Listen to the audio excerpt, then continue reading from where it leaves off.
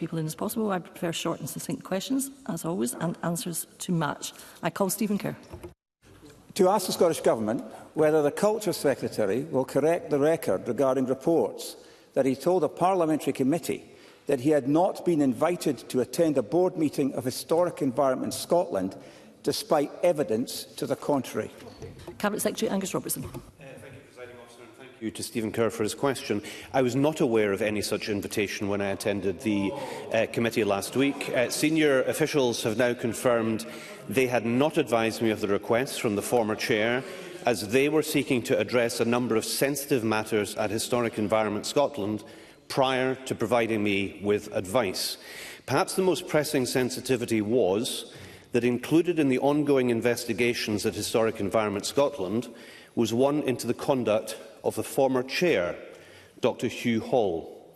Subsequent to his request, Dr Hall then indicated his resignation to the Scottish Government some months prior to the end of his term. This brought the investigation into his conduct to an end, and as a result, his request to meet the board was superseded. Stephen Kerr. Well, Presiding Officer, that is frankly nonsense. The Cabinet Secretary was invited to meet with the board of Historic Environment Scotland. Let's stick with the facts. That's what he was asked to do.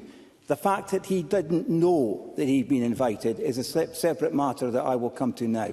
But let's be clear about one thing.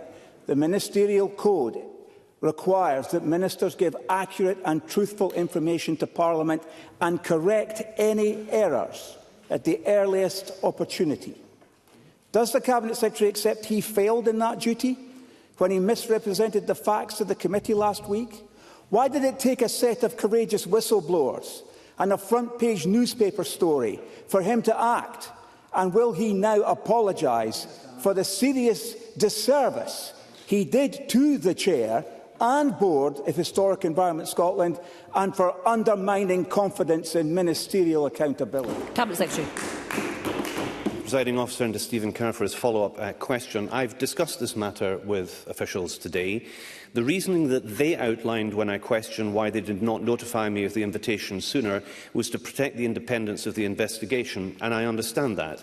In the interest of completeness, officials have today advised me Dr Hall requested meetings with the board on the 24th of July in a meeting, and by email on the 12th and the 29th of August. At this time, officials advised Dr Hall that, irrespective of a meeting, that I was fully engaged with matters at Historic Environment Scotland.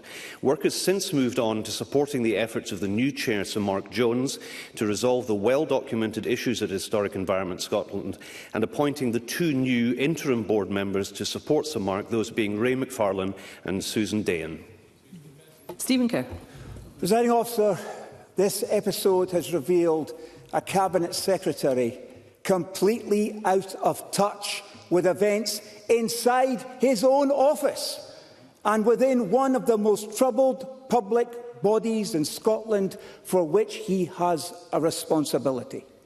Does Angus Robertson not see that by throwing a senior civil servant under the bus to protect himself, he has done lasting damage to his own reputation?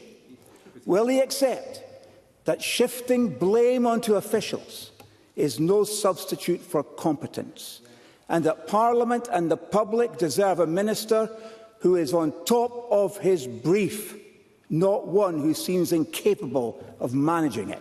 Cabinet Secretary.